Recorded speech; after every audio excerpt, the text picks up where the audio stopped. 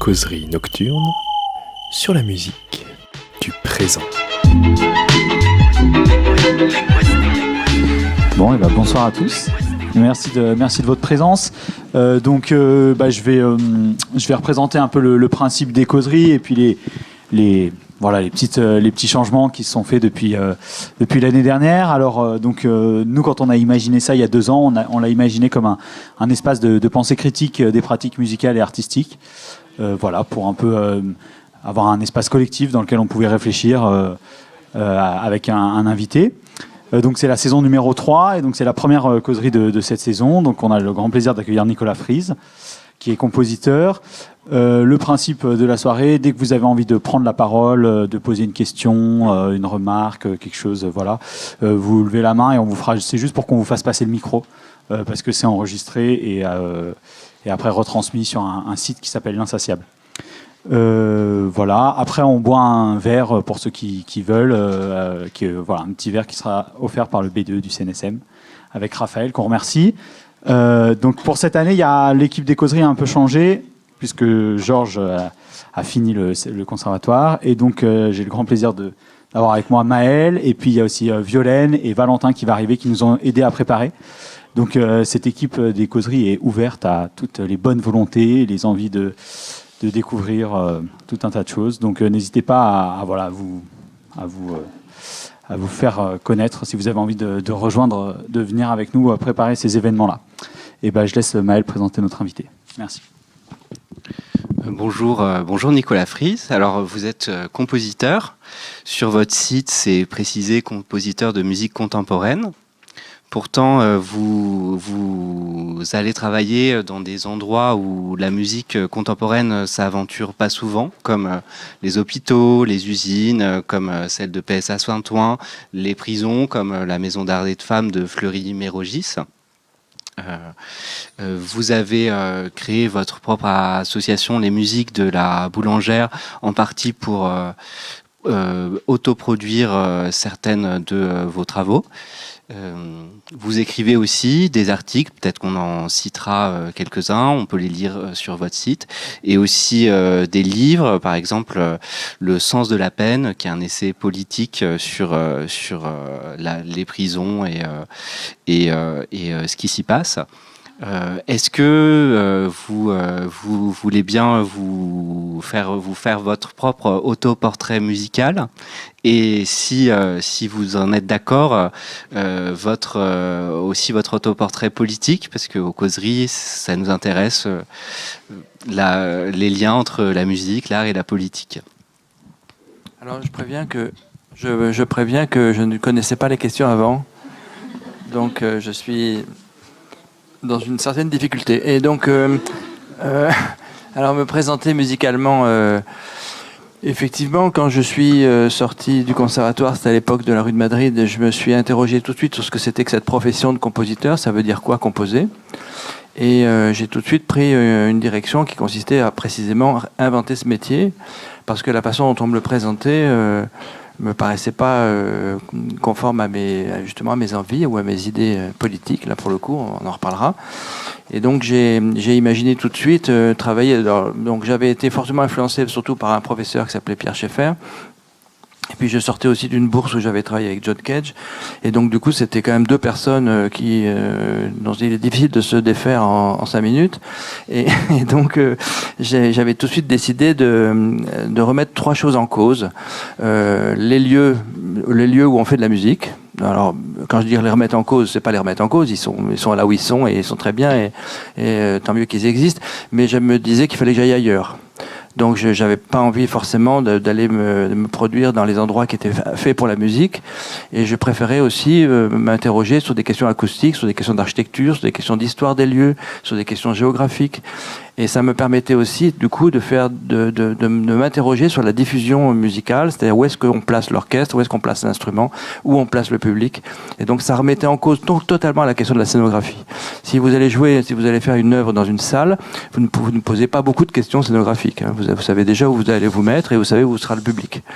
Quand vous allez vous mettre dans un endroit, vous allez faire une création sur l'eau ou sous la neige ou je sais pas quoi, dans une usine, vous êtes obligé de vous poser toutes ces questions, et ces questions sont difficiles.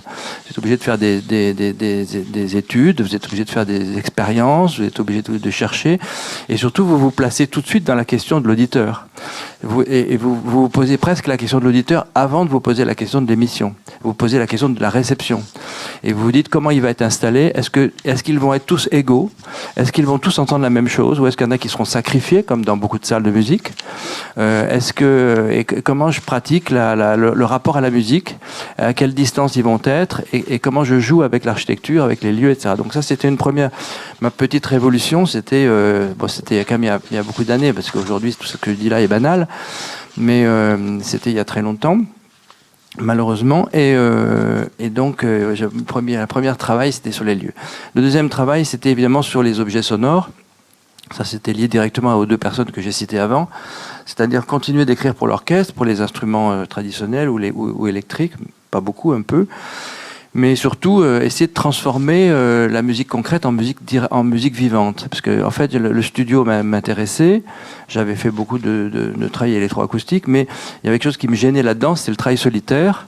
Et le travail de recherche sonore qui était uniquement confié à mes oreilles, à mes mains, alors que je pensais qu'on pouvait être beaucoup à s'en occuper. Quand vous écoutez quelqu'un qui remue sa petite cuillère dans sa tasse à café, vous obtenez pas tout de suite un son extrêmement musical. Enfin, il n'est pas inintéressant, il est joli, mais il est musicalement assez limité. Mais si vous avez 800 personnes qui ont une tasse à café avec une petite cuillère, vous pouvez faire beaucoup de choses. D'un coup, ça devient, c'est comme si vous étiez en studio et que vous démultipliez les sons.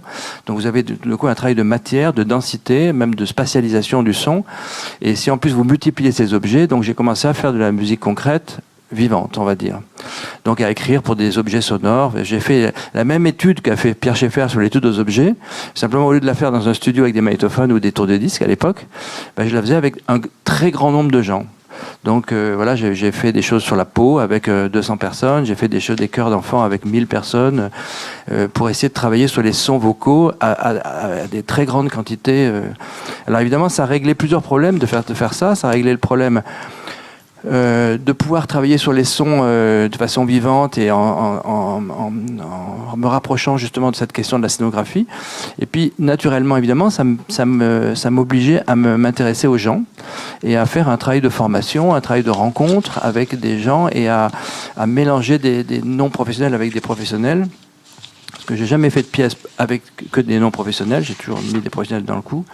Mais ce travail, disons, sur les objets sonores et sur la matière sonore vivante, c'est un travail que je ne comprends pas pourquoi on n'est pas 6000 à faire ça, parce que il y a des opportunités incroyables de fabrication de matériaux, d'écriture, c'est tellement jubilatoire d'avoir des sources comme ça.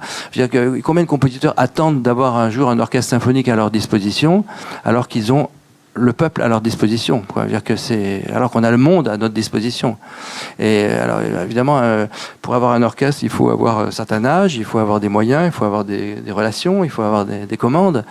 Alors que pour travailler avec les gens, il faut avoir juste un peu de respect pour autrui et l'envie de nous rassembler.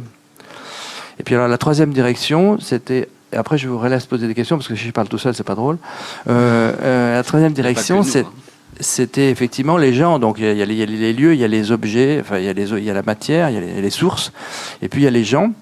Et du coup, effectivement, je me suis dit, mais pourquoi est-ce qu'on est fou comme ça de faire des œuvres comme ça chez nous pour soi, et après ça de se dire, mais comment on va faire pour les faire entendre? Et là, on part dans un dispositif de séduction. Alors, il y en a ici quelqu'un qui fait de la communication. Un processus de séduction assez compliqué qui consiste à dire comment je pourrais vendre ma musique. La vendre, pas forcément financièrement, mais la vendre, c'est-à-dire comment je pourrais faire pour qu'il y ait des gens qui viennent Donc à ce moment-là, on commence à déployer des stratégies assez compliquées avec des titres. Alors il y en a qui font des titres compliqués. Quand Parmigiani écrit Espace inhabitable, c'est vrai que ça touche pas très facilement tout le monde. Mais alors moi, j'ai commencé à faire, quand j'ai fait une musique avec les pierres, j'ai rassemblé 3000 pierres un peu du monde entier. J'ai appelé ça concert de pierres. Donc moi, les gens savaient ce qu'ils venaient écouter. Donc je me disais, le premier effort, c'est sur les titres. On arrête de délirer. On a le temps d'expliquer dans le programme comment on est parti en vrille dans la musique, mais dans le titre, on peut quand même au moins respecter le fait que les gens ont du désir et qu'ils aimeraient bien entendre, savoir à l'avance ce qu'ils vont entendre. Donc, travailler avec les gens, c'était aussi tout de suite travailler avec faire en sorte, comment dire, que la musique vienne de quelque part, c'est-à-dire qu'elle était déjà inscrite dans sa composition et dans sa fabrication, elle inscrit déjà les gens à qui elle s'adresse. C'est-à-dire que quand vous montez un projet avec, avec 100 personnes, vous montez naturellement un projet avec 100 familles. Donc vous ne posez plus de problème de public. Vous n'avez plus besoin d'aller les draguer, leur mettre des tracts dans leur boîte aux lettres, ou d'aller faire des titres incroyables, ou d'avoir des photos de femmes nues sur le programme. Vous êtes quelqu'un qui sort du terre avec le projet que vous avez construit. En ce moment, je travaille sur les imprimeries. En ce moment, je travaille dans 5 imprimeries. Il y en a une qui a 600 salariés, d'autres qui en ont 50, d'autres en ont 120. Bon, mais voilà, j'espère qu'il n'y aura pas trop de public. Parce que naturellement, pour ceux qui ont vu quelques concerts, très naturellement, j'ai 2, 3, 4 000 personnes pour de la musique contemporaine.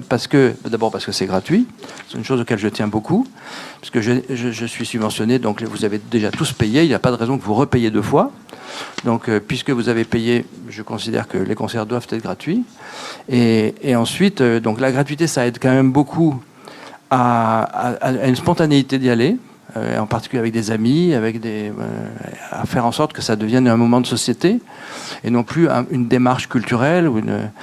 Et ensuite, surtout, l'intérêt, c'est que quand on travaille sur un sujet et qu'on est implanté quelque part, naturellement, tous les gens participent de cette réflexion, de cette progression, de cette écriture, de ces répétitions, et ils génèrent tout seuls un monde fou.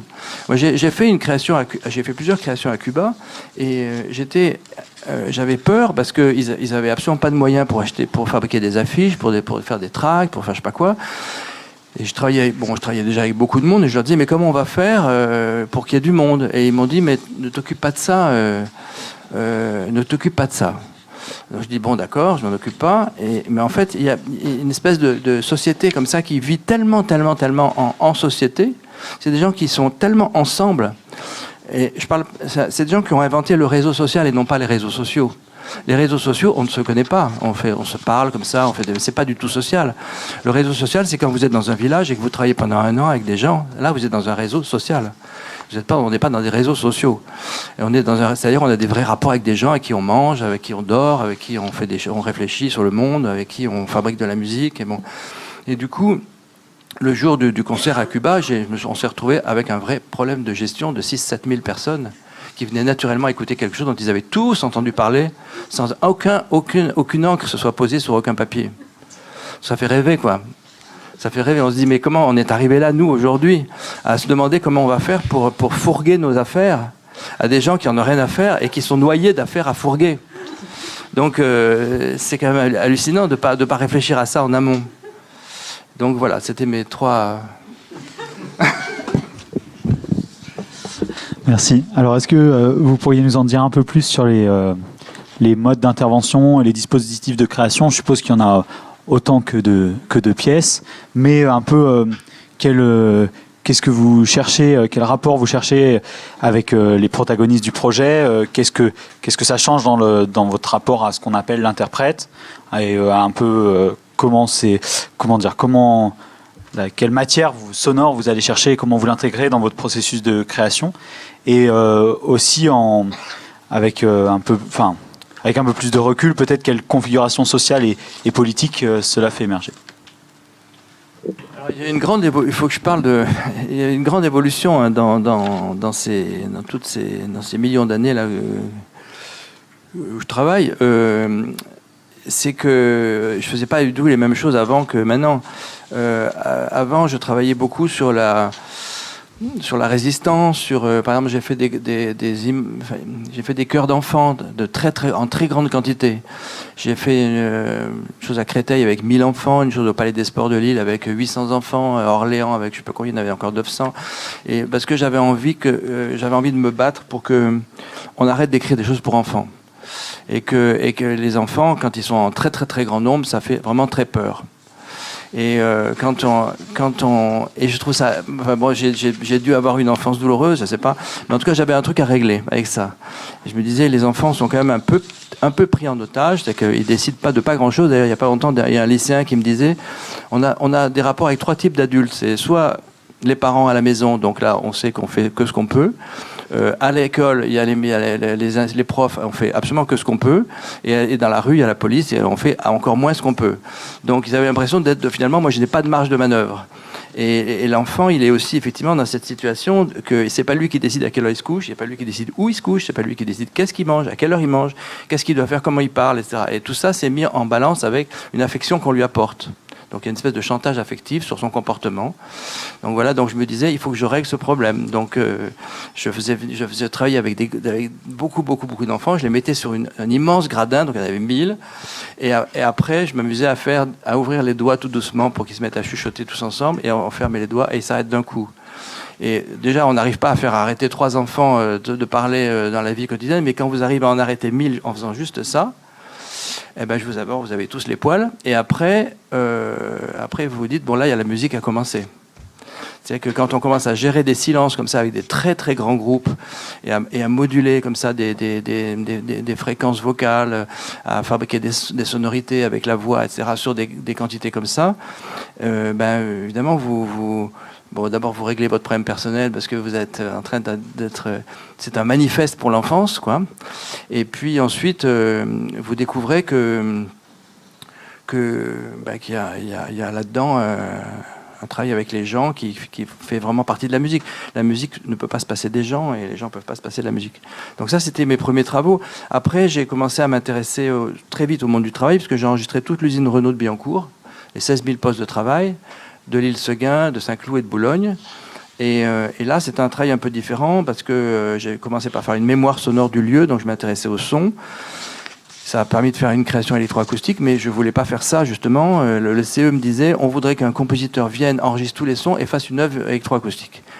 Et moi, je leur ai dit, écoutez, ça me paraît un peu compliqué que je vienne avec mon Agra et avec mes microshops ou Neumann pour enregistrer des gens qui sont payés au SMIG et qui sont, pour 80% des travailleurs immigrés, dans des conditions difficiles, que je vienne les enregistrer en me disant, oh, c'est formidable, les beaux jolis sons qu'ils font, que je fasse après une œuvre pour faire venir des Parisiens pour écouter l'œuvre musicale du compositeur. Voilà. Donc j'ai proposé un contre-projet de faire un truc avec des voix, avec eux, avec des musiciens professionnels dans l'usine. Et à l'époque, ma préoccupation, c'était de faire de la mémoire sonore du monde du travail et de montrer que le monde du travail et la musique se parlaient.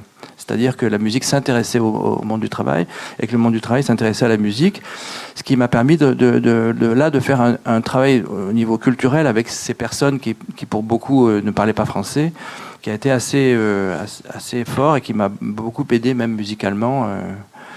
Voilà, donc ça, c'était des expériences comme ça. Après, je saute plusieurs années en arrière. À la manufacture de Sèvres, je me suis intéressé à faire de la lutherie. Bon, j'ai toujours beaucoup travaillé sur la lutherie, mais je me suis dit, tiens, la porcelaine, c'est un matériau qui n'a encore jamais été travaillé musicalement. C'est un matériau qui est mou, donc on doit pouvoir fabriquer des formes nouvelles.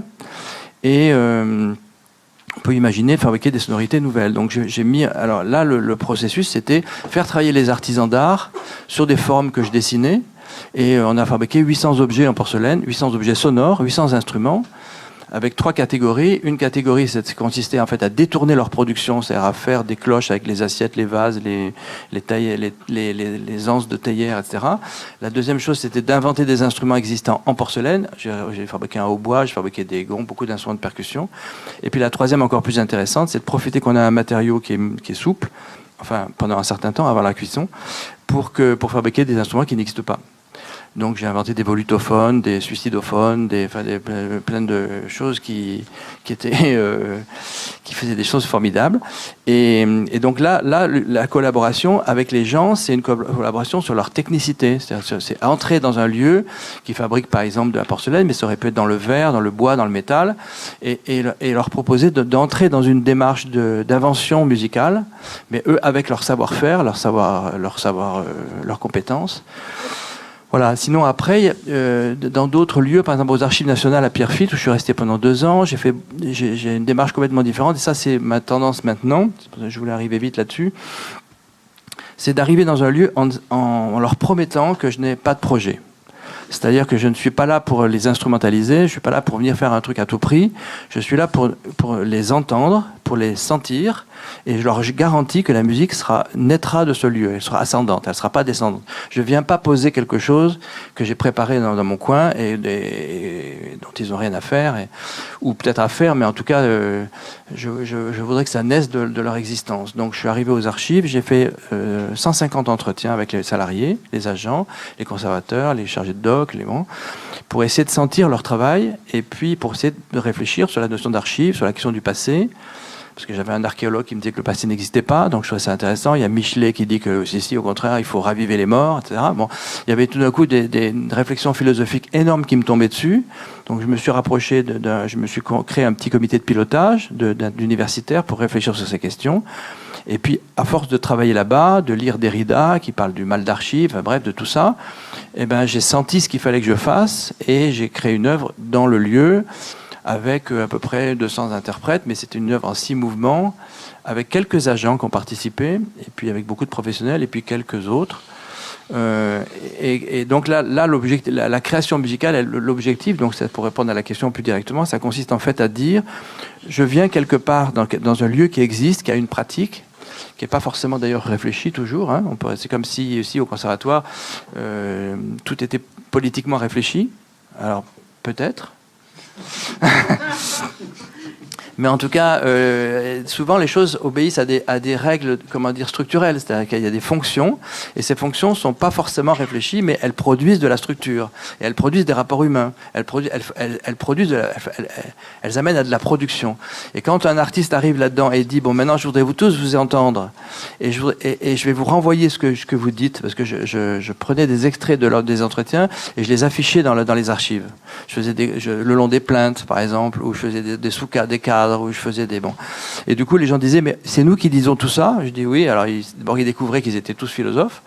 Et ensuite, ça a donné lieu à... Moi, j'ai compris ce que je venais faire à cet endroit-là. Et l'œuvre qui est sortie de là, qui est une œuvre en 8 mouvements, avec des parties très, très...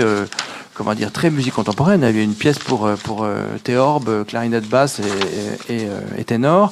Il y avait une pièce pour piano. Il y avait des choses comme ça. Bon.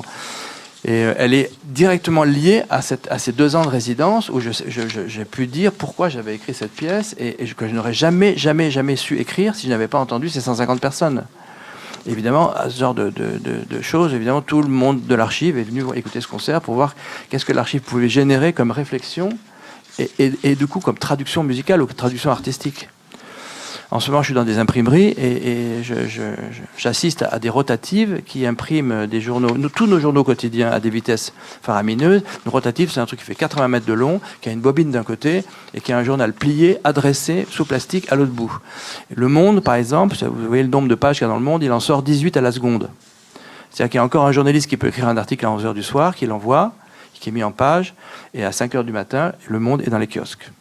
Donc on peut encore mourir à 11h du soir, et qu'on le sache à 5h du matin. Donc, mourir, parce qu'en général, on s'intéresse qu'aux morts. On peut naître aussi à 11h du soir, mais personne ne s'en occupe, ça.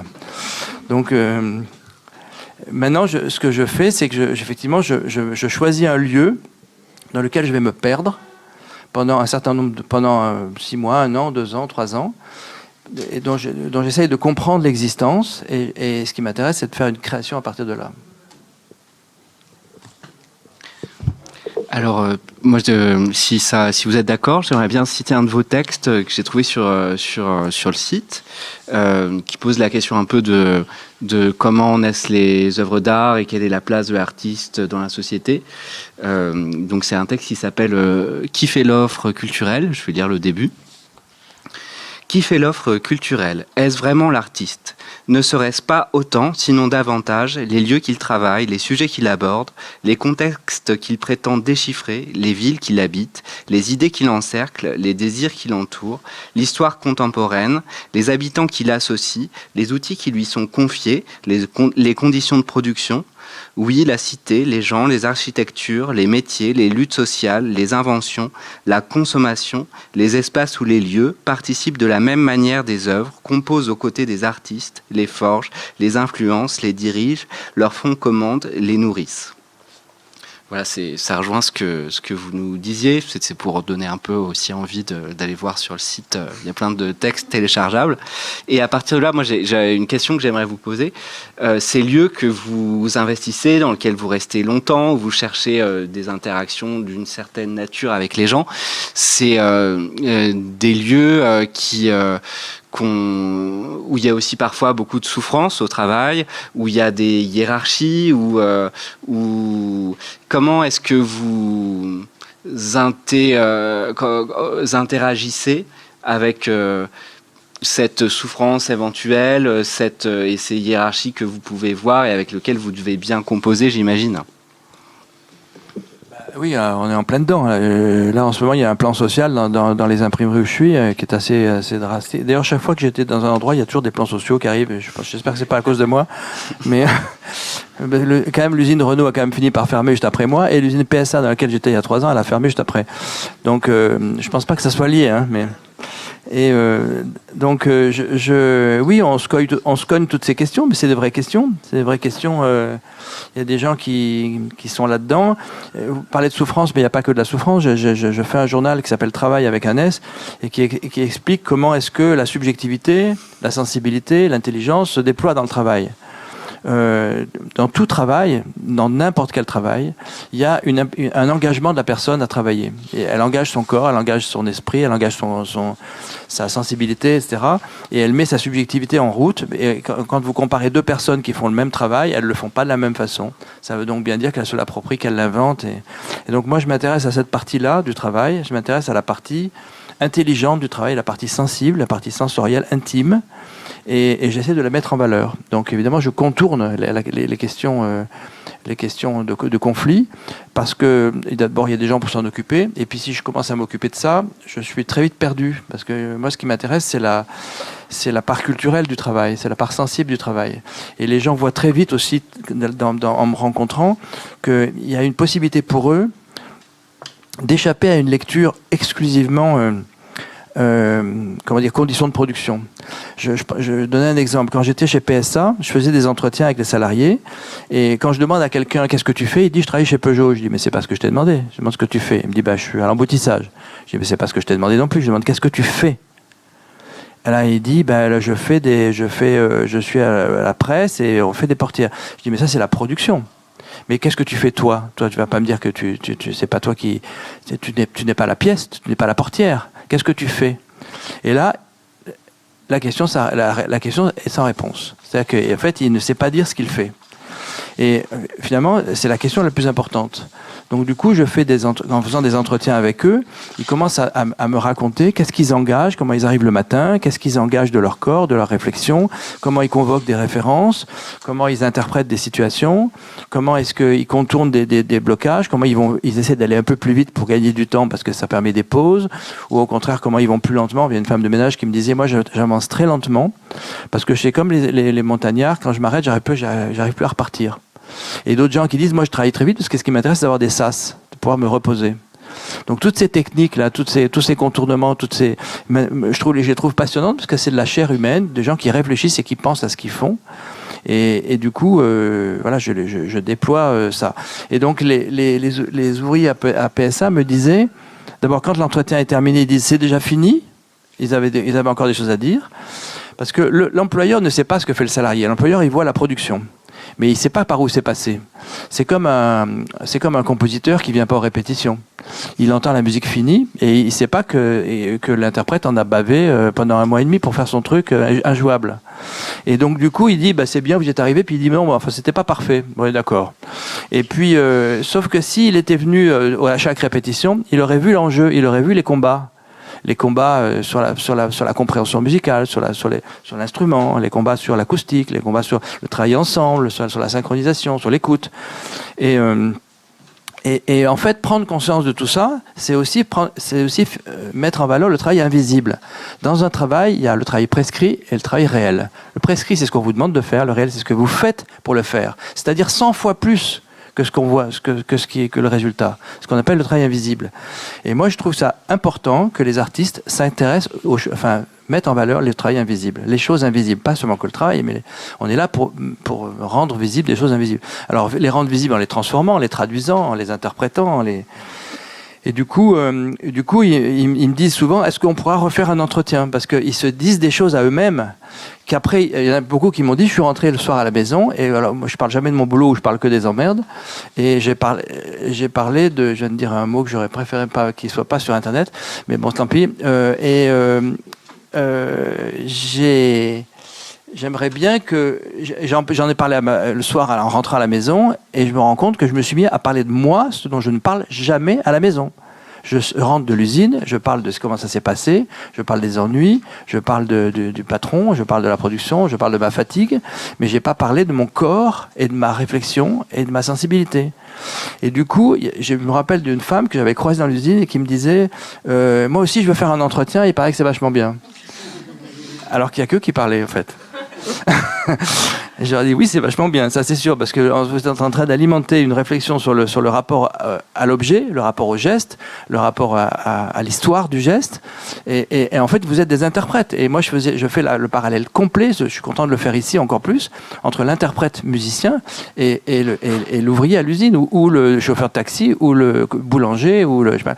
Nous sommes tous des interprètes, nous sommes tous des passeurs dans un travail d'interprète.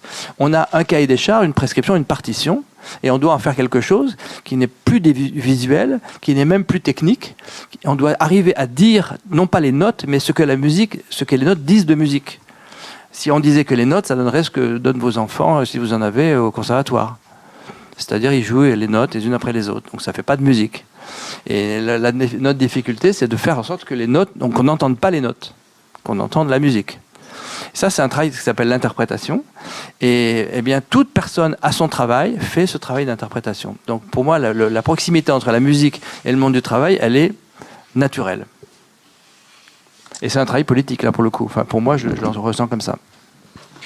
Et du coup, vous, entre vous, compositeurs, et cette multitude d'interprètes, comment vous vous situez? Comment est-ce que vous êtes dans un projet, si on le dit un peu prosaïquement, est-ce que vous êtes une forme de directeur artistique?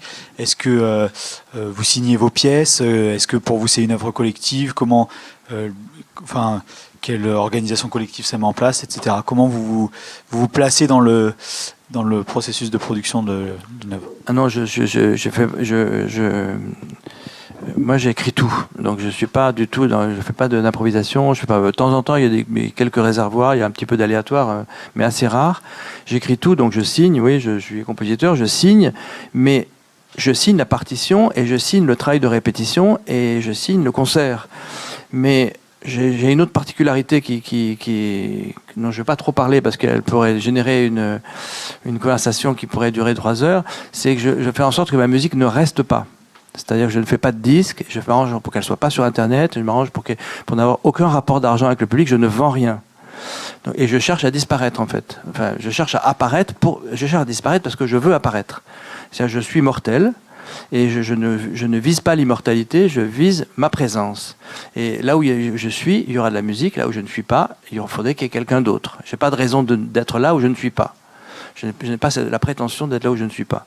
Et je n'ai pas surtout envie que mes sujets deviennent des objets. Donc je signe. Ce n'est pas un travail collectif, c'est un travail de traduction que je fais à partir d'une mise en œuvre qui est le travail de résidence. Il y a une résidence qui met en œuvre, et après ça, il y a une œuvre qui en sort. Et cette œuvre, je revendique de l'avoir écrite, mais je revendique qu'elle soit écrite à partir de tout ce qui s'est passé, à partir des gens. Et donc, pour les gens, c'est aussi leur œuvre. Et c'est pas eux qui l'ont écrite. Mais ils ont constitué cette œuvre. C'est eux qui l'ont... J'ai fait un concert, un peu un hommage aux futuristes. Je ne sais pas si vous connaissez le mouvement des futuristes du début du siècle dernier, et que m'avait commandé le Journal Actuel, qui est un journal qui n'existe plus maintenant, mais qui s'appelle Nova vaguement. Et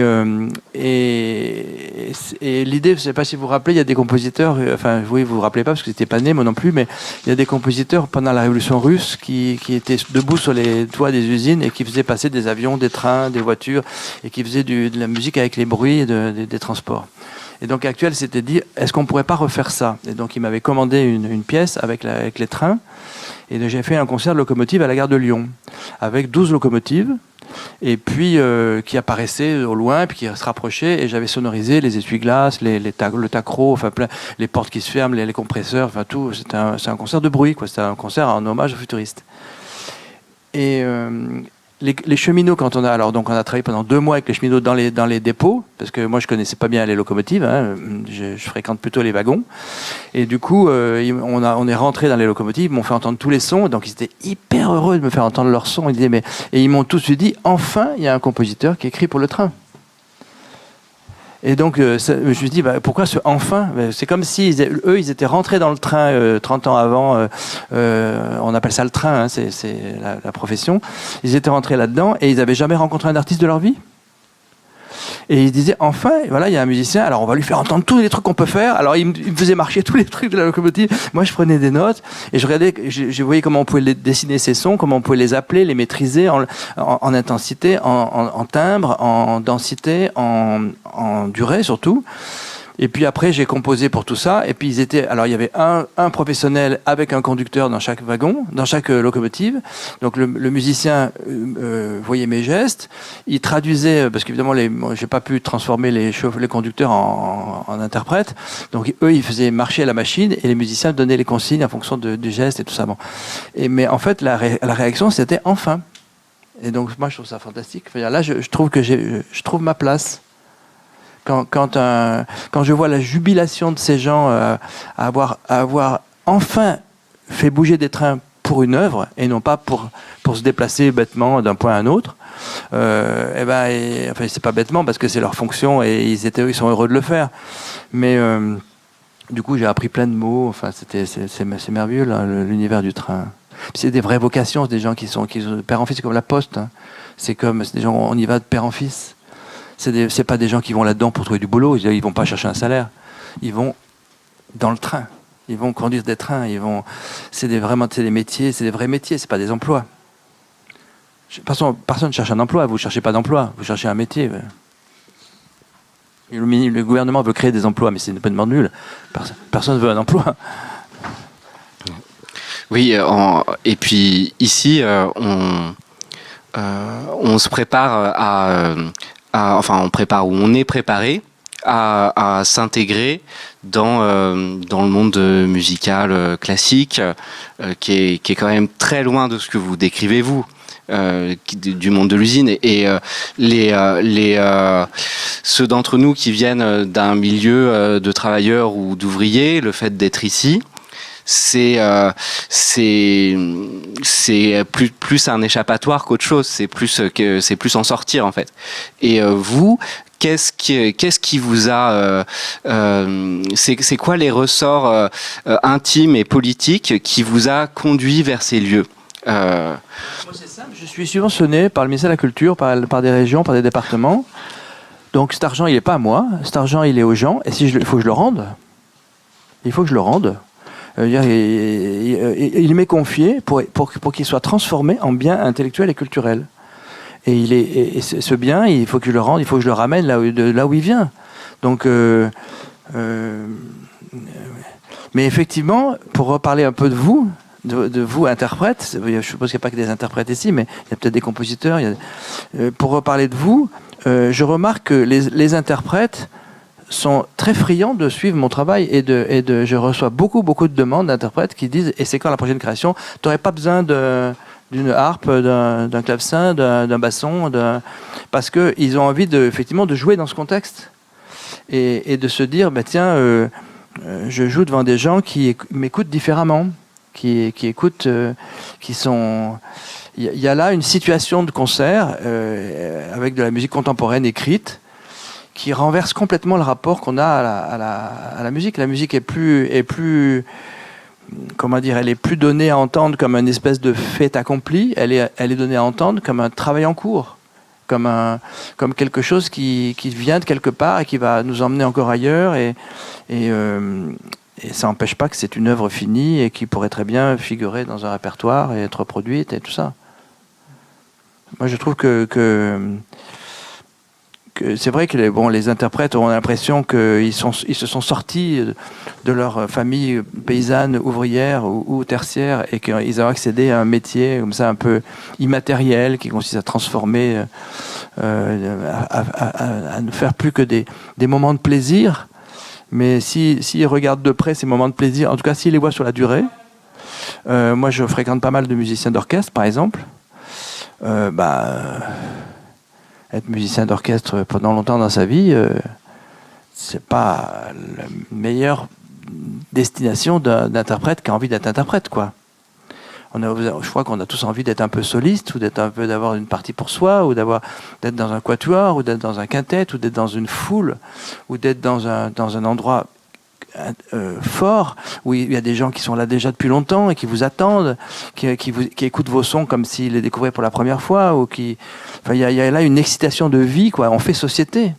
On n'est pas là, on ne pose pas notre cul dans une salle noire en payant 30 € pour écouter des trucs qui viennent de je sais pas où.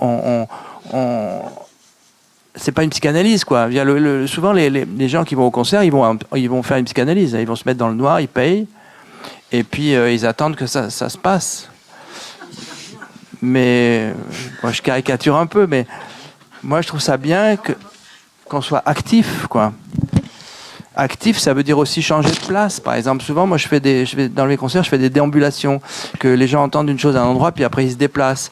Comme ça, en plus, ils s'assoient à côté de quelqu'un d'autre. Et on écoute toujours à plusieurs. Vous êtes tous allés... avec un enfant au cinéma ou au concert, vous pouvez pas faire autrement que vous demander qu'est-ce qu'il entend, qu'est-ce qu'il comprend. Et on écoute un peu à travers lui. Ou alors on écoute à travers celui qui est à côté de nous, mange des bonbons ou sent très fort le popcorn. Ou on écoute à travers quelqu'un qui est comme ça passionnant, ou qui rit, passionné, ou qui rit. Et du coup, moi j'aime bien faire bouger les gens dans un concert, les mettre à plusieurs places différentes. Vous savez, quand vous avez pris une place de théâtre un peu chère et que vous avez choisi votre place au milieu, au 6e rang, et puis le taxi s'est foutu je sais pas, enfin il a fait une bêtise, et vous arrivez en retard. Donc vous pouvez pas rejoindre votre place puisque ça a commencé. Donc vous êtes dans le balcon à l'arrière et vous voyez votre place vide.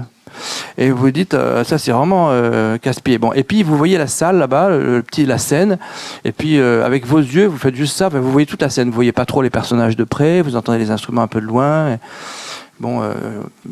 Et puis à l'entracte, vous allez vite rejoindre votre salle. Et là, vous faites ça, puisque le plateau, vous êtes au 6e rang.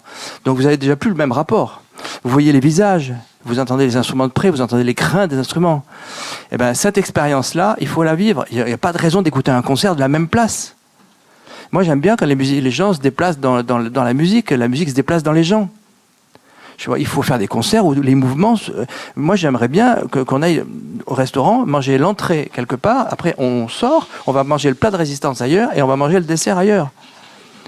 Parce que du coup, ça réinterroge complètement le rapport à la nourriture et aux autres et aux lieux. Et... pourquoi est-ce qu'on se... Pour continuer sur cette histoire de déplacement, je voulais vous poser une question peut-être un peu plus générale, puisque vous avez dans votre...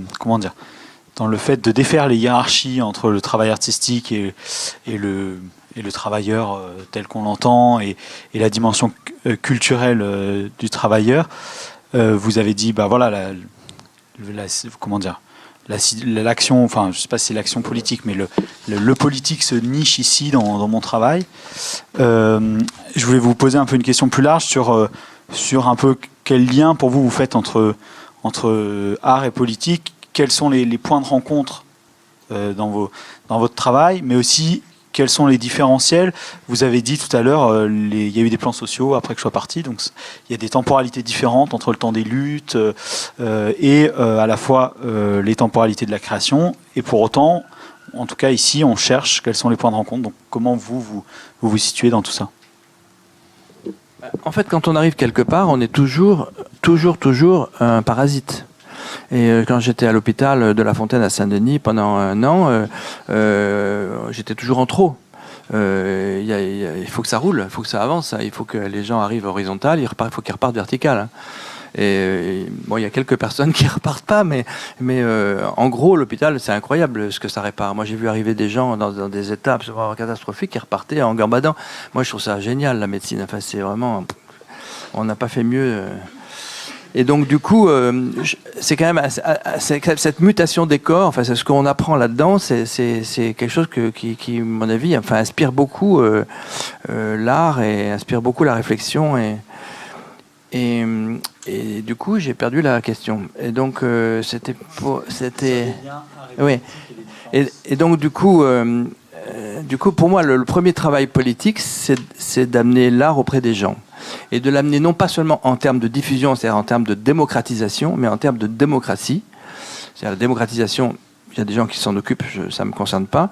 Moi, ce qui m'intéresse, c'est la démocratie, c'est-à-dire la démocratie culturelle, c'est-à-dire la participation des gens au fait artistique. Alors, il y a plusieurs façons de participer. On peut participer à travers son lieu. J'ai fait un concert qui s'appelait Les Maisons Chantent, où il y avait des interprètes professionnels à toutes les fenêtres d'une place. J'ai reconstruit une cour italienne.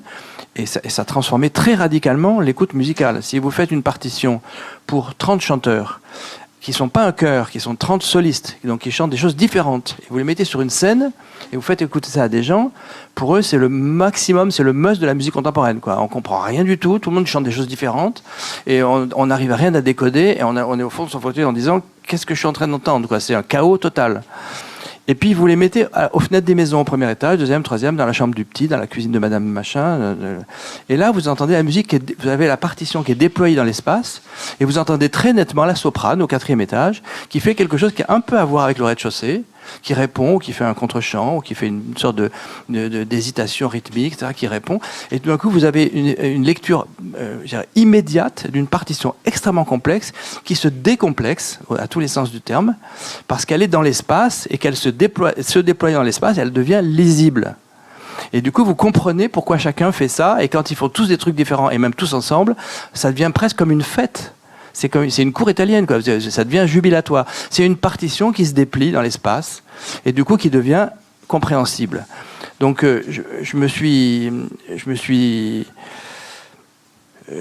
tout ça, pour moi, c'est des exemples de façon d'aborder les choses pour les rendre, pour faire de la démocratie. C'est-à-dire que là, les gens prêtent des maisons et ils descendent en bas pour écouter comment ça sonne la chambre du petit et ma cuisine. Il m'a mis une soprane dans ma cuisine. Qu'est-ce qui va m'arriver ?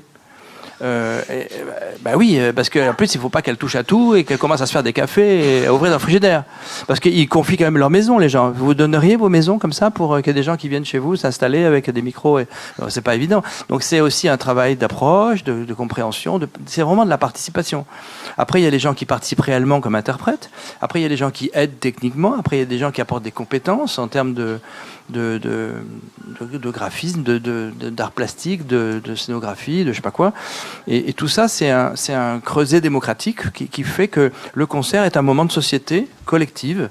Et pour moi, ça, c'est politique. On fait société.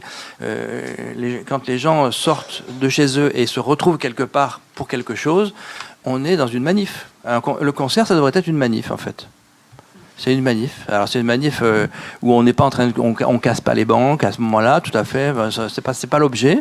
Mais on entend des choses qui sont totalement abstraites, mais qui nous parlent de nous et qui nous parlent des lieux où on est et qui nous parlent de ce qui s'y passe et qui nous font entendre ou comprendre des choses de là où on est. Et puis les gens qui sont dedans, pour eux, ils vivent, et ce qu'ont vécu ces cheminots, c'est une partition, c'est faite à partir de ce que je vis, quoi, à partir de là où je suis. Et pour moi, ça, c'est définitivement politique. Après, il y a évidemment faire bouger aussi les perceptions. C'est faire en sorte que... J'ai fait un concert il y a, je sais plus, il y a très longtemps, qui s'appelait le Chant de la Chair, où je sollicite 100 personnes pour se mettre en maillot de bain et pour faire que des sons sur la peau. Bon, depuis, on a eu plusieurs exemples de musiciens qui ont repris ce truc. Il y a beaucoup de choses à faire avec la peau, c'est vrai. Alors l'intérêt, c'est qu'on peut travailler à la maison. Et en fait, il y a à peu près une cinquantaine de sons différents qu'on peut faire avec le corps. Et du coup, quand vous avez 100 personnes qui font ça, eh ben, c'est très très beau. Et vous pouvez le varier, vous pouvez le rythmer, etc. Et avec les dents et avec les ongles. Par exemple, 100 personnes qui font bouger leurs ongles, mais c'est un petit crépitement d'une beauté, mais c'est inimaginable. Vous rajoutez quelques instruments, on est dans un délice collectif, quoi. Puis tous ces gens en maillot de bain, tous ces gens à moitié nus, alors qu'on est en plein hiver et qui nous disent, mais le monde n'est pas ce que vous croyez, tout bascule, tout change. Et puis, alors, ce qui est formidable, c'est que vous emmenez ça au Japon, et là, les Japonais, ils veulent pas trop le faire. Donc on va chercher des étudiants. Alors on se retrouve avec plein de jeunes filles qui font 1m60 et 24 kilos. Et donc on n'a que des aigus, parce qu'il n'y a pas de graves. Les graves, c'est que dans les régions un peu plus graisseuses, on va dire. Et les aigus, c'est les os. Donc du coup, on fait une pièce complètement aiguë. Après, je pars à Cuba. Et à Cuba, j'ai que des mamans, des papas qui sont bien nourris, enfin, qui aiment la bouffe. Et puis des personnes âgées, surtout des personnes âgées qui ont des sons très différents, et puis avec des enfants. Et là, j'ai un concert qui fait chanter la chair, qui fait chanter le peuple. Et donc, pour moi, ça, c'est politique. C'est-à-dire que pour moi, c'est tout d'un coup révéler ce que nous sommes capables de faire en termes de faire bouger nos perceptions, de faire bouger nos rassemblements, et du coup, d'accéder à des moments de musique, c'est-à-dire des moments totalement abstraits, des moments d'écriture, à un endroit qu'on n'attend pas. Faut pas hésiter si vous avez des questions, hein, voilà. Mais si y en a pas, moi il y a une question que j'aimerais poser, c'est comment est-ce que vous percevez parce que vous dites vous avez de l'argent public et que c'est normal d'aller le rendre de là où il vient, de la force de Quand même, vous allez à Cuba, vous allez au Japon, vous faites des concerts à 100 personnes. Mais moi, ma question, c'est est-ce que, par exemple, ceux qui vous financent ou qui décident de vous financer, de vous attribuer les sous, est-ce que ils ont conscience de financer des manifestations? Comme vous décrivez votre travail, ou qu'est-ce que c'est leurs attentes à eux, et comment est-ce que vous composez avec ça? Comment pourquoi est-ce que PSA vous invite juste avant de fermer une usine, quoi? Et qui est-ce qui vous invite dans l'usine de PSA, et pourquoi, et comment est-ce que vous faites avec ça? Et peut-être une extension de cette question, ce serait par rapport à la prison. Vous avez une pensée critique de ce que c'est l'institution carcérale, et pourtant elle vous fait une place. Comment est-ce que vous expliquez ça, et comment est-ce que vous vivez ça?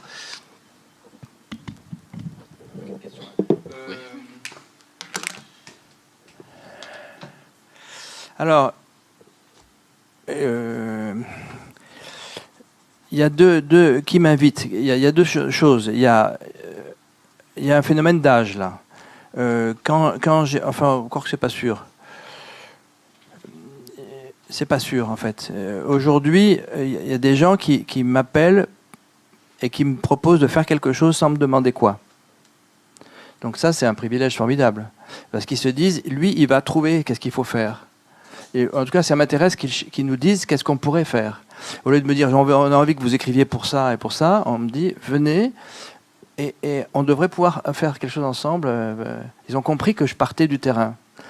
Et donc, du coup, voilà, les subventions, par exemple, me sont données, non pas au projet, mais elles sont données au fonctionnement ou à la résidence, quoi, de façon générale. Bon, mais j'ai l'impression que c'est récent, mais pas du tout. Ça a toujours été comme ça, parce qu'en fait, j'ai tout de suite imposé l'idée que j'avais une... Mais comme tous les artistes, on est tous comme ça. On est appelé pour ce qu'on fait. On n'est pas appelé pour faire un truc que n'importe qui pourrait faire. On est appelé que pour nous. Moi, je suis pas appelé pour faire la musique d'un autre. Je suis appelé uniquement pour ce que je fais, à cause de ce que je fais. Et j'ai l'impression que c'est depuis le début toujours comme ça. Je pense que dès qu'on a fait quelque chose, après, alors le risque, c'est qu'on soit enfermé dans ce qu'on fait. Et après, on peut réagir. Et bon. Donc, alors après, qui m'invite? Ben, souvent, c'est moi qui m'invite. La plupart du temps, c'est moi. C'est-à-dire que, enfin, on m'invite souvent. Là, en ce moment, je suis dans une résidence à la Cité de l'Architecture et du Patrimoine. Je suis dans une. J'ai des commandes diverses. J'ai gagné un 1% artistique avec Renzo Piano à l'Université d'Amiens. Il y a des commandes, il y a des concours et tout ça auxquels je participe un peu. Mais PSA, ils m'ont jamais appelé.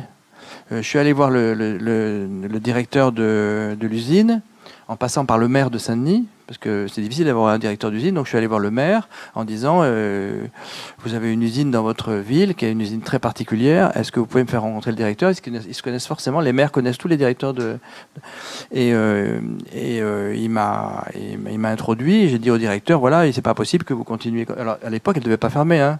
Je suis pas allé là-bas parce qu'elle allait fermer. Hein. C'est important de dire ça. Hein.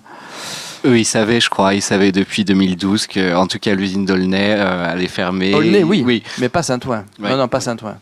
Et donc du coup, je lui ai expliqué, voilà, ce que je vous propose de faire, c'est de faire une création dans le lieu parce que vous êtes parce que c'est compliqué votre lieu et il faut absolument qu'on en dise quelque chose.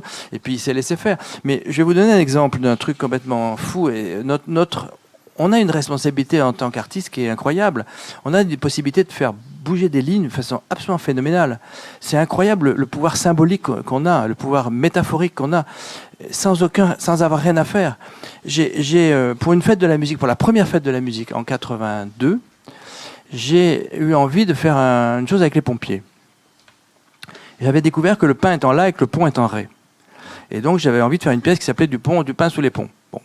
Et donc du coup, je me suis dit comment je vais faire pour rencontrer le général des pompiers, parce que à Paris les pompiers sont militaires. Comment je vais faire pour rencontrer le général des pompiers? Bon, c'était impossible. Bon. Alors des combines, bon, enfin bref, je m'étais fait arrêter avec la moto de Pierre Clémenti qui avait été volée, donc j'ai passé une nuit au poste et qu'ils se sont rendus compte que la moto n'avait pas été volée, donc ils me devaient une nuit de poste. Donc le commissaire divisionnaire m'a dit on vous doit quelque chose, donc si vous avez besoin de service, ben, vous venez le voir. Donc je suis allé voir le commissaire divisionnaire parce qu'une nuit au poste pour une moto que j'avais pas volée, c'était quand même, il l'avait pas volée. Donc et j'ai dit ben maintenant vous allez me présenter le général des pompiers. Alors il a dit bon d'accord mais allez-y doucement. Donc je vais voir le général et le général était assis avec tous ces trucs là, toutes ces médailles là sur le gros machin. Et à sa droite il y avait un lieutenant, à sa gauche il y avait un commandant qui était debout, qui n'avait pas le droit de s'asseoir. Et je me mets en face de lui et je lui dis mon général, enfin j'ai pas dit mon général parce que c'est pas mon général. J'ai dit général, en fait vous savez qu'il n'y a eu aucune partition qui a été faite pour les pompiers. Et que le pain est en la, que le pont est en ré, et qu'il faut réparer ce truc. C'est pas possible que, d'abord, il y a plein de pompiers qui ne sont pas accordés, j'entends passer des camions qui ne sont pas accordés, et ensuite c'est pas possible qu'il n'y ait pas de partition avec vous. Et en plus, ils ont une harmonie, l'harmonie des sapeurs-pompiers de Paris, qui est une assez bonne harmonie, et c'est un peu comme quand vous me disiez tout à l'heure, des fois on met des titres, les gens ne comprennent pas ce que c'est, musique et démocratie, ils n'osent pas venir parce qu'ils ne comprennent pas ce que c'est. Donc lui, il a dit musique, pompier, et il était interloqué, les deux autres, il serrait les fesses, il se demandait qu'est-ce qu'il va faire, le pauvre. Et il a ouvert la bouche, il a fait oui, comme ça. Et en fait, il s'est surpris à dire oui. Et donc du coup, les autres l'ont regardé en disant genre, mon général, reprenez-vous. Et en fait, comme il avait dit oui, il a dit occupez-vous-en. Et du coup, j'ai eu 12 camions devant l'état-major. On a bouché le boulevard extérieur, porte de Champéret. J'avais 12 camions, la grande échelle, des chanteurs professionnels, l'harmonie des sapeurs-pompiers de Paris. Et on a fait une partition pour les pompiers. C'est pour dire de quoi on est capable. Mais du coup, on est capable de rien. C'est-à-dire, on est juste capable de déplacer le curseur du rationnel, de déplacer le curseur de la perception, le curseur du réel, pour proposer que le réel entre dans l'art et que l'art rentre dans le réel.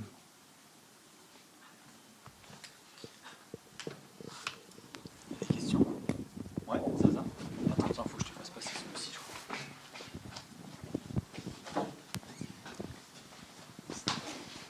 crois. Dans votre travail mené dans les usines, vous parliez du rapport à l'histoire du geste. Vous parliez ensuite du musicien-interprète comme d'un passeur dans un travail d'interprète. Et dans votre travail de création, est-ce que vous vous considérez comme vous aussi l'interprète d'une certaine souffrance du quotidien de certaines personnes, comme une sorte de témoin ou d'interprète singulier de souffrance sociale? Alors, pas du tout, du tout. Moi, je ne m'intéresse pas du tout à la souffrance. Je trouve qu'on est assez nombreux à s'en occuper. Enfin, disons, ils sont assez nombreux à s'en occuper. Hein, il y a tous les psychologues, tous les psychanalystes, tous les syndicats, toutes les luttes auxquelles je participe. Je vais dans les manifs, on s'occupe de la souffrance. Mais moi, dans mon travail artistique, je ne m'occupe pas de souffrance. Ce qui m'intéresse quand je rencontre un ouvrier ou quand je rencontre un salarié, une infirmière, un chauffeur de bus, c'est de tirer la vie qui est en lui, l'énergie qui est en lui, la sexualité qui est en lui, la petite sexualité, pas la grande, hein, je ne vais pas dans tous les lits, mais ce qui s'appelle l'intime, quoi, et de la faire émerger, parce que nous ne savons pas toujours comment faire émerger tout ça. Nous sommes même capables souvent de déprimer, alors que nous avons des capacités de création et des capacités de plaisir, des capacités de désir que nous ignorons ou que nous étouffons dans nos souffrances. Et moi, je pense qu'un des premiers actes de résistance, c'est aussi pourquoi dans les manifs les gens ils chantent et ils dansent alors qu'on pourrait dire ils pourraient faire la gueule en disant ouais féminicide, et en fait ils sont là ouais là féminicide. Eh ben parce que c'est pas possible de lutter dans la dépression. Il faut lutter dans la joie, il faut lutter dans l'énergie, il faut lutter. Donc moi, ce qui m'intéresse, c'est de sortir du réel ces choses qui sont étouffées par la consommation, par le capitalisme, par l'argent, par les rapports, l'individualisme, les rapports de domination et tout ça. C'est de ressortir ça pour leur dire, vous savez que vous l'avez en vous, et en fait, vous vous permettez d'aller mal, alors que vous devriez vous battre pour que cette part de vous qui est géniale et qui va bien soit celle-là pour laquelle vous vous battez. Parce qu'au bout d'un moment, on ne sait plus pourquoi vous vous battez. Et moi, je rêvais d'un 1er mai où les gens arrêtent avec les calicots du genre on veut plus d'argent, on veut plus de temps, et disent un calicot où on dit nous sommes des êtres pensants et sentants. Nous avons des sensations, nous voulons nous battre pour être des êtres de création, et non pas seulement, et nous revendiquons pas seulement d'être des gens qui souffront et qui voulons arrêter de souffrir. Nous sommes aussi des gens qui sommes capables, quand nous ne souffrons pas, ou quand nous décidons de laisser de côté la souffrance, qu'il faut d'ailleurs, dont il faut s'occuper, hein, qu'il faut gérer, sauf qu'à force de la gérer, on s'enfonce. Il faut résister. La résistance, c'est aussi se redresser. Enfin, moi, en tout cas, dans mon travail artistique, auprès des gens, je ne m'intéresse qu'à à cette part positive qui diminue, non pas en existence, elle existe toujours, mais qui est écrasée, étouffée par les environnements déprimants. Là, les jeunes lycéens, les jeunes collégiens avec lesquels j'ai travaillé, ils en sont même plus à la question du désir, ils en sont à la question ils n'ont même pas le désir de désir. Moi, quand j'étais adolescent, j'avais envie de tout faire. J'avais envie d'aimer tout le monde, j'étais dans un désir de désir. Ce qui m'intéressait, c'était pas tellement le désir, c'était désirer. Et eux, ils se disent, la planète foule, ils ont 12 ans, donc qu'est-ce qui se passe? Il y a toutes les femmes qui se font maltraiter. Il y a la planète qui fout le camp, il y a du chômage partout. Il y a la mondialisation qui fait qu'on ne peut plus rien faire. Et mes parents rentrent du travail déprimés, ils vont très mal, il y en a qui boivent. Comment ils peuvent désirer? Et alors qu'en fait, ils sont des enfants, et quand on travaille avec eux individuellement et qu'on leur fait faire des trucs, ça repart. La machine, elle repart. Sauf qu'avec l'école, avec la famille, avec la rue, ça se réeffondre. Et après, on se demande pourquoi, dans les statistiques, il y a 8 jeunes filles sur 10 qui sont dépressives au lycée, et 2 garçons qui sont violents physiquement au lycée. Et on se demande pourquoi. Parce qu'ils regardent la télévision.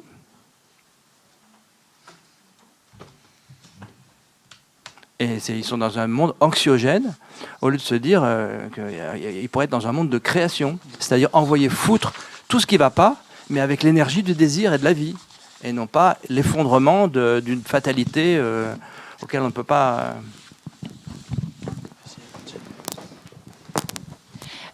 Je voulais revenir sur, vous avez parlé que vous meniez des entretiens, donc c'était à PSA, je crois, donc c'est un rapport à la parole. Donc je voulais un peu savoir quelle est la place que vous donnez ensuite dans la création à cette parole et dans quelle mesure le mouvement de la parole vers le son, vers la musique, voilà comment il se fait en fait. Pas différent. Aux Archives nationales, de tous les entretiens que je faisais, je leur renvoyais leurs paroles. Donc ils avaient des affiches partout. Je créais un débat tacite. Et du coup, ils réagissaient à ce qu'ils avaient dit. Ça fabriquait de la parole. Mais moi, surtout, je m'en servais pour comprendre le milieu de l'archivage, le milieu, la hiérarchie qu'il y a entre ceux qui s'occupent des contenus et ceux qui s'occupent des contenants. Vous savez, dans les archives, il y a les gens et les gens de la haute qui s'occupent du contenu. Donc, ils sont conservateurs, chargés de documentation, chercheurs. Et puis, il y a ceux qui s'occupent des boîtes, qui font les étiquettes, qui s'occupent de nettoyer, de faire de la restauration. Et c'est horrible cette distinction entre les gens, parce que si on s'occupait pas de l'archive qui est de la moisissure, on pourrait pas la lire. Et si on la lit, il faut qu'on la lise pour tout le monde. Il faut que tout le monde en profite de ce qu'il y a dedans. Donc ces paroles, elles servent à la fois à la création, à comprendre ce qui se passe dans ce lieu, et puis elles servent aussi à ce je la renvoie. Donc je suis un espèce de brasseur de paroles. Après, dans un autre, à PSA par exemple, il y avait les salariés ont tous dit des textes pendant la création, des textes qu'on avait écrits ensemble et qui parlaient de ce que je disais là, c'est-à-dire qui parlait de la vie à l'intérieur de l'engagement dans le travail, qui parlait de qu'est-ce qu'ils attendraient d'une activité professionnelle respectable et respectée. Dans d'autres cas, en ce moment, avec les imprimeurs, je réfléchis. Souvent, c'est des questions quand même assez philosophiques. Je les amène sur des terrains. On réfléchit sur la question de l'oral et de l'écrit. On réfléchit au rôle du texte, au rôle de l'Internet. En fait, c'est des gens qui sont souvent pris dans leur travail et qui n'ont pas forcément le moment, la distance pour réfléchir sur les enjeux philosophiques de leur travail. Et du coup, le travail artistique permet à un moment donné de prendre un peu de recul dans le travail et de formuler des choses qui permettent de repenser le sens de son travail. Et c'est ça que je mets en musique. Ce que je voulais surtout interroger, c'est donc par exemple sur les chanteurs. Est-ce que les chanteurs vont chanter? Jamais. Non, ok. Jamais. Je veux pas faire de message. Il n'y a pas de message. Non, mais les paroles, je veux dire par là qu'il n'y a jamais de paroles compréhensibles dans la musique. Alors, sauf les paroles des salariés sur Intimité, où on avait fabriqué des paroles poétiques ensemble, mais la plupart du temps, moi j'écris beaucoup de choses, je fais des livres sur mon travail, mais après je déconstruis complètement le langage quand je le donne aux chanteurs, pour que le public n'entende pas. Je suis un désespéré de l'opéra. Je ne supporte pas qu'on me raconte des histoires quand j'écoute de la musique. Je comprends pas, on n'écoute plus la musique. Alors il y a des gens qui disent mais si, au contraire, regarde comment est-ce que c'est écrit en fonction du texte. Regarde comment le texte amène les sons. Bon, tout ça vous le travaillez ici, c'est très bien et continuez. Mais moi je trouve que la musique, c'est peut-être parce que je viens aussi un peu de l'électroacoustique, ou je viens aussi de mes expériences de piano quand j'étais petit, parce que quand j'étais petit, je vous raconte une histoire drôle, c'est que je n'apprenais pas, je me suis fait virer 3 fois de conservatoire, puis chaque fois on me reprenait, bon. Et j'apprenais pas mes leçons, et quand la prof venait voir ma mère en disant mais en fait il faut rien entre les cours, elle dit mais c'est pas vrai, il joue toutes les semaines, tous les jours. Elle dit mais il joue quoi? Alors elle dit en fait il joue pas ce qu'on lui demande, en tout cas il joue pas les partitions qu'on lui apporte. Et en fait je mettais mes bouquins de géographie, mes bouquins de maths, mes bouquins de français au piano, et je jouais en lisant. Je sais pas comment ce que je faisais, parce que j'étais petit, mais je me rappelle que je faisais ça. Je lisais mes courbes de géographie, et donc au début c'était simple, je montais, puis je redescendais, puis les courbes, les quintaux de blé en Lozère, enfin tous les trucs. Et puis après je lisais des trucs de mathématiques, et je faisais du piano comme ça. Et tout ça pour dire que j'ai pris goût à l'abstraction, quoi. J'ai pris goût à la musique pour la musique. Et quand il y a des textes, je sais que les gens commencent à écouter les textes et qui comprennent pas. Il faut être quand même un musicien ou un musicien entraîné pour faire le lien entre le texte et la musique. Les gens qui vont écouter l'opéra, ils vont écouter de la musique. Parfois ils écoutent la musique, parfois ils écoutent le texte, mais je suis pas sûr qu'ils sentent. Bon, si ils le sentent parce qu'il y a de la dramaturgie, parce que dès qu'ils s'aiment, ça se calme, et dès que ça va pas bien, ça s'énerve. Mais moi, je trouve ça bien quand on dit rien, parce que ça vient de tellement de paroles déjà que. Oui. Je trouve qu'il y a une question qui est complexe et subtile dans cette affaire. C'est, puisqu'on parle du rapport entre l'art et ce qu'on appelle la politique, qui est au cœur de ton travail, mais ton travail, c'est l'art. Et dans ce domaine, pas grand monde fait ce que tu fais, mais dans d'autres domaines, graphiques, visuels, photographiques, etc., l'ambiguïté se manifeste, l'ambiguïté politique se manifeste toujours d'une manière très douloureuse. Alors, en même temps, tu as répondu avant que je pose la question. Donc là, je pose une question à laquelle tu viens de répondre, si tu veux, d'une certaine manière. Mais quand même, je creuse un peu cette histoire de ce que vous souleviez tout à l'heure, comme ça, légèrement, c'est des usines qui vont fermer après. Où la souffrance s'exprime-t-elle ou pas. Il y a quand même là-dedans quelque chose. Je pensais à ça parce que on était ces temps-ci pas mal en contact avec des musiciens de Zigane, etc. Et des danseurs flamenco, des danseuses flamenco. Et ma formulation la plus simple de ce que je perçois qui se passe, c'est de la transformation de la douleur en beauté, quoi. Mais de douleur, en ce qui concerne le flamenco et cette musique. Et là, c'est pas ça dont tu parles, c'est autre chose. Et cette chose peut, pour quelqu'un qui ne verrait, disons, que le versant politique,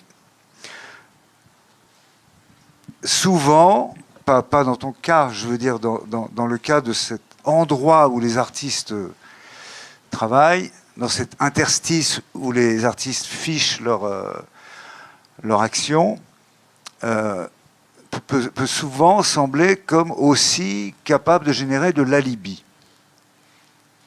C'était un peu alambiqué comme question, hein. Mais parce que évidemment le mot est désagréable et ce que tu fais, je sais que ça n'est pas ça. Mais est-ce que les choses dont tu parles, que tu réveilles, les choses intimes dont beaucoup de sociologues nous parlent, qui sont justement en train de disparaître des productions en question, des lieux de production en question, ces capacités de personnaliser le travail sont en train de disparaître. Ces capacités de dire, moi, ce que je fais, c'est pas la même chose que l'autre, alors que ça semblerait être la même chose, mais en fait, c'est très personnalisé, c'est très subjectif et tout ça. Enfin, ce rapport que l'industrie conservait encore un peu de l'artisanat il n'y a pas si longtemps, y compris dans l'imprimerie, y compris dans les métiers de la... Hein, ces métiers qui sont dans la grande tradition des lithographes. Il y a quelque chose qui n'a plus de place. Cet interstice n'existe plus. La personnalisation du travail n'est plus là. Elle n'a pas un quart de millimètre pour exister. Donc, est-ce qu'on ne peut pas aussi voir ça comme une illusion ? Cette joie que tu fais jaillir de cet endroit-là. Donc, c'est une question déplaisante, hein. Non, parce que... Moi, je pense que quelqu'un qui est...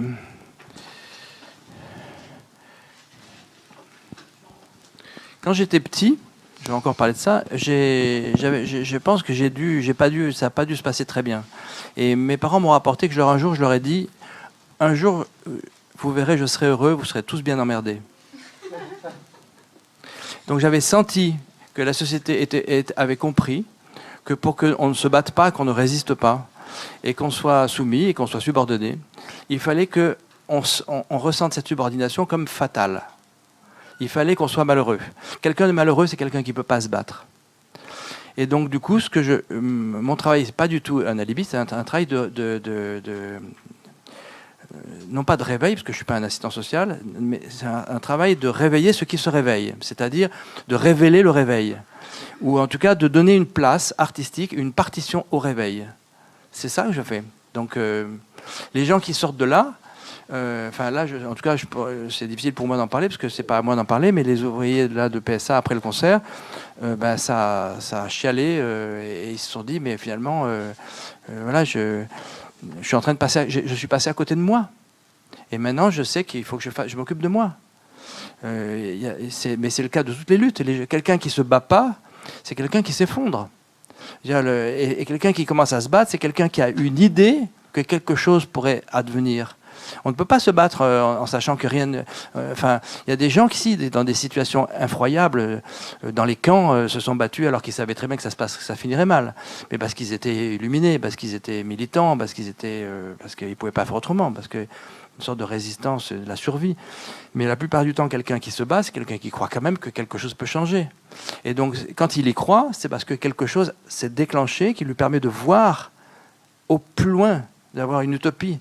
Et je pense que notre travail d'artiste, c'est pas de s'allonger dans des fauteuils simplement en confronté au beau, c'est aussi de nous confronter au désir de l'infini, enfin au désir de quelque chose qui pourrait advenir et que nous ne voyons pas parce que nous sommes affaiblis par l'individualisme, par la consommation, par tout ça. Et en fait, si on commence à le voir, alors déjà, il se passe un truc, c'est que les gens attendent que ça. C'est-à-dire que quand vous allez voir des gens en leur disant on va faire ça, les gens voient tout de suite qu'il faut y aller, quoi. Enfin, ils s'engouffrent parce qu'il y a comme une attente, en fait. Il y a une attente incroyable. Il y a des luttes qui sont désespérées sur la centrale nucléaire, sur je sais pas quoi, sur plein de choses qui sont un peu désespérées. On se dit à quoi je sers, quoi. C'est trop gros pour moi, c'est je sais pas quoi. Mais il y a des luttes sur lesquelles on voit bien que, et puis ne serait-ce que c'est une question aussi de gestion interne, quoi. Il faut se battre, c'est aussi s'en sortir, c'est s'en sortir soi-même. C'est aussi faire affaire de soi quand on rentre le soir et qu'on se couche. On a des comptes à se rendre. Et on attrape moins les microbes qu'il y a autour. Parce que pourquoi on tombe tous malades et pourquoi certains tombent malades et pas d'autres ? C'est qu'il y a une levée immunitaire à un moment donné. Et la grippe, elle est là. Et toi, tu vas tomber malade et pas moi. Ou l'inverse. Moi, je tombe malade et pas toi. Je dis, pourquoi ? C'est dégueulasse. Pourquoi ? À l'hôpital, je leur disais, c'est drôle, on arrive à se passer la grippe ou le sida en 1 seconde et on n'arrive même pas à se passer les idées. Il y a un truc qui va plus vite mécaniquement que les idées. Et en fait, c'est parce qu'il y a une levée immunitaire à un moment donné. Je suis affaibli, je vais mal, j'ai des problèmes, je me sens pas bien, je mange pas bien, je dors pas bien. Allez hop, abouler les virus. Et en fait, c'est ça que j'ai compris à l'hôpital, c'est que c'est nous qui nous faisons mal. Et le médecin n'est pas notre médecin, c'est notre assistant. Donc c'est lui qui obéit à nos ordres, c'est pas nous qui lui faisons ce qu'il dit. Il obéit à nos ordres. Dites-moi, non pas, ne me guérissez pas, dites-moi qu'est-ce qui m'est arrivé, pourquoi je fais ça, pourquoi j'ai pris la grippe. C'est pas parce qu'elle passait, c'est parce que je l'ai arrêtée. À bon entendeur, ça commence. Hein. Merci pour ta réponse.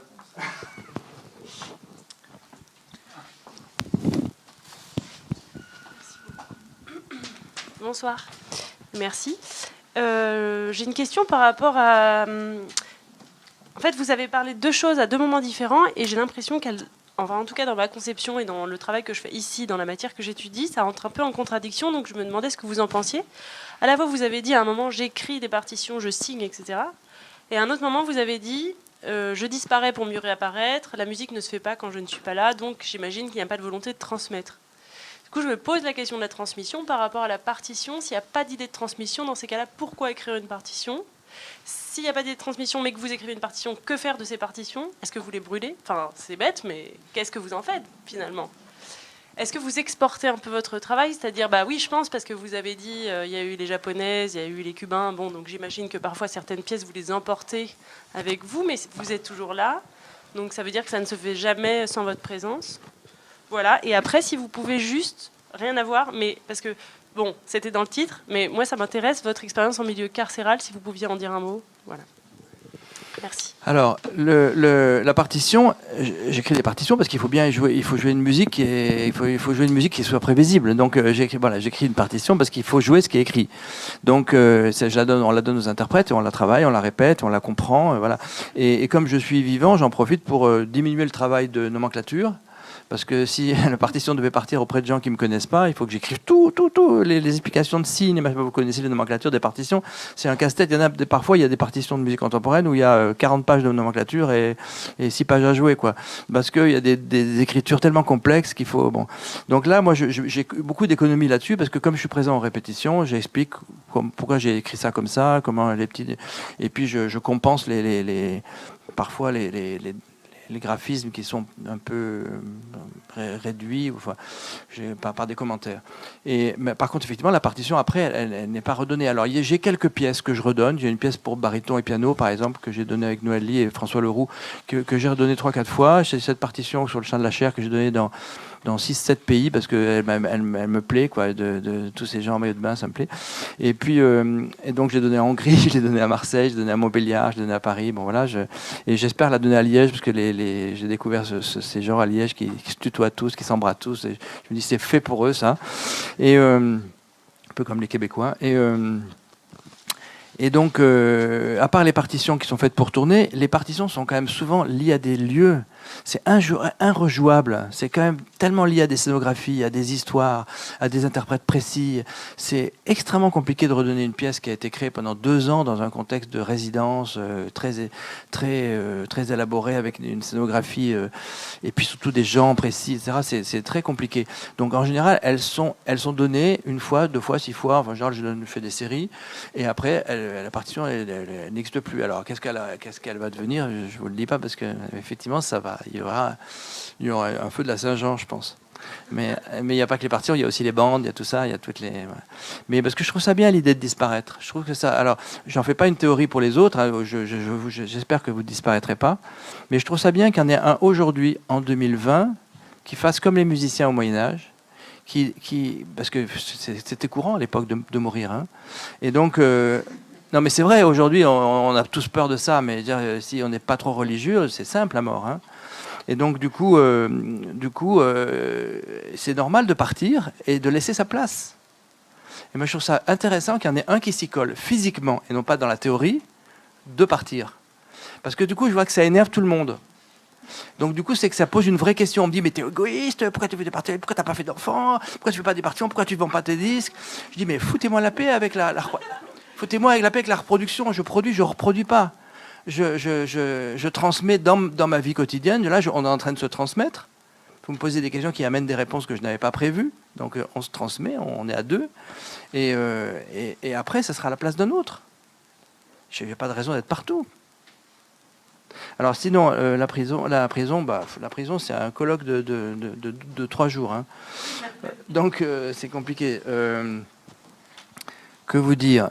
C'est drôle que vous ayez parlé de Fleury-Mérogis parce que j'ai été appelé par le ministère de la Justice qui appelait les compositeurs, les artistes un peu engagés politiquement. Bon, alors il y a eu François Verret à la danse, il y a Gatti au théâtre, il y avait Nicolas Frise à la musique. Bon, enfin, on était quelques-uns et ils nous ont dit enfilez vos manches, remontez vos bottes, ou enfilez vos bottes, remontez vos manches plutôt, et venez en prison. Bon, alors moi j'ai un peu hésité, puis j'ai été visiter plusieurs établissements et puis par faiblesse, je suis allé à la maison d'arrêt des femmes. Parce que je pensais que les femmes, ce serait plus facile qu'avec des hommes. En fait, c'était l'inverse, parce que les femmes supportent beaucoup moins la prison que les hommes, et ça se bagarre tout le temps. J'ai eu des bagarres, des chaises qui volaient dans toutes les répétitions.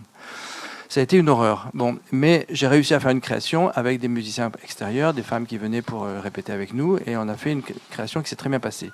Et quand ça a été fini, j'ai remis en cause ce travail très violemment, en me disant, moi, je ne suis pas à la place des services sociaux, je ne suis pas là pour que les prisons se passent bien, je ne suis pas là pour animer, je ne suis pas là pour que les détenus, je ne suis pas un travail social, je ne suis pas là pour que les détenus soient contents, qu'ils se taisent et qu'ils aillent consommer des stupéfiants tranquillement dans leurs cellules et qu'ils aient un artiste qui les amuse. Et puis pendant ce temps-là, la pénitentiaire continue son travail de destruction humaine. Bon.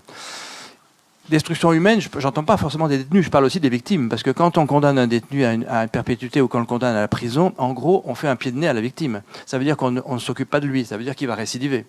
Donc on dit à la victime, on va le mettre en prison, du genre on n'en a rien à foutre de toi, puisqu'on sait que ça va recommencer. Il n'y a pas de réparation de la personne, il n'y a pas de réparation identitaire, affective, idéologique, psychologique, etc. Donc on s'assoit sur les victimes. La prison est une machinerie sociale qui dit aux victimes, on n'en a rien à foutre de vous, parce qu'on ne veut pas traiter ces déviances de façon correcte, donc on les élimine provisoirement et on les remettra à la société dans un état pire. Voilà, donc ça je me disais, je ne suis pas là pour faire le malin dans ce genre d'endroit. Donc si je retourne dans cet endroit, c'est pour le travailler en profondeur. Donc je me suis dit, je vais créer un atelier dans lequel il va y avoir du travail, de la formation professionnelle et de la culture et de la création. Et du droit. Donc, on m'a pris au mot et j'ai créé un centre de numérisation d'archives pour l'INA. Donc, on restaure tout France Culture, tout France Musique, tout France Inter, et puis les archives nationales, et puis des musées. Enfin, on est un studio de service public. Donc, les détenus ont une formation professionnelle au métier du son. Ils sont donc ingénieurs du son, avec des formateurs qui viennent de la FEMIS, de Louis Lumière, de partout, du CFPTS, de la NENSAT à Lyon, etc. Et puis, ils apprennent le métier. Et puis, en même temps, ils ont des studios de création. Donc, il y a des compositeurs qui viennent régulièrement pour leur faire un travail avec eux. Ils ont des cours dans le cadre du travail et en tant que salariés. Ils ont des cours de piano, ils ont des cours de chant, ils ont des cours de cornemuse. Il y en a qui veulent faire de la cornemuse. Ils ont des cours d'instruments qu'ils ont choisis. Et puis, après, il y a tout un dispositif qui est un peu long à expliquer sur la façon dont ils sont payés. Ils ont un contrat de travail, ce qui est interdit en prison. Ils ont des congés payés. Enfin bref, c'est un projet extrêmement politisé, qui consiste à dire, en fait, si on écarte ces gens, si on les désocialise en pensant qu'on les réinsère, soit on est bête, ce que je crois, soit on est fou, en tout cas ça nous coûte beaucoup d'argent, pour beaucoup de récidives et beaucoup de destruction humaine, à la fois de la part des prochaines victimes, des victimes existantes et d'eux-mêmes. Et donc, du coup, moi, ce qui m'intéressait, c'était la réparation, et la réparation de tout. Donc là, on répare les archives, on répare l'institution pénitentiaire, on répare les détenus, et dans un contexte qui est incroyable, parce qu'ils font des VAE, ils ont des diplômes, et ils se tapent France Culture toute la journée. Et vous imaginez qu'il n'y en a pas beaucoup qui ont écouté France Culture avant d'être en prison. Donc, ils se tapent France Musique aussi, et les concerts d'orgue. Hein. Non, mais je dis ça parce que aller à un concert d'orgue, quand vous aimez l'orgue, c'est bien, parce qu'un concert d'orgue, ça dure 2 heures, il y a plein de notes, il y a plein de tuyaux. Mais quand vous faites un festival d'orgue en numérisation, 8 heures par jour, pendant 3 semaines, vous sortez là, vous détestez l'orgue. C'est horrible, parce que c'est une matière qui est très dense et puis très puissante. Et donc on alterne des musiques qui numérisent. Enfin, on fait toute une réflexion sur justement la résistance à l'écoute, ou l'intérêt de l'écoute des uns et des autres. Enfin, c'est un travail assez passionnant. Et alors vous me direz, pourquoi je le fais de l'intérieur, puisque je la conteste? Ça a failli être la question, non, quand même. Eh bien, en fait, c'est parce que je fais 2 choses. D'abord, je suis responsable national des questions de prison à la Ligue des droits de l'homme. Donc là, je tape sur l'institution. Et je ne la rate pas. Dès qu'il y a un matelas qui prend feu et qu'un type meurt étouffé dans sa cellule parce que le matelas prend feu alors qu'il aurait dû être non-feu, et parce qu'il a cherché à se suicider, mais on est là pour qu'il ne se suicide pas, ou en tout cas pour... on envoie des communiqués de presse, etc. Et puis, par ailleurs, dans la prison, j'essaye de montrer à des détenus qui se considèrent comme des prédateurs malheureux, aux surveillants qui considèrent les détenus comme de la racaille, dont il aurait mieux fallu que la peine de mort ne soit pas abolie, et à l'institution pénitentiaire qui est assez impuissante, j'essaie de faire en sorte de leur montrer que des choses sont possibles, et que la réparation, c'est le fondement de toute cette histoire, et qu'il faut arrêter de casser. On ne redresse pas quelqu'un en lui faisant courber le dos. C'est antinomique. C'est pas possible de redresser quelqu'un en le faisant courber le dos. Il faut arrêter il faut commencer par donner, et après la personne se redresse, comme avec un enfant. Merci beaucoup. Peut-être on vous propose d'arrêter là, ou de continuer de manière plus informelle autour d'un petit verre, et voilà. Merci beaucoup pour votre venue.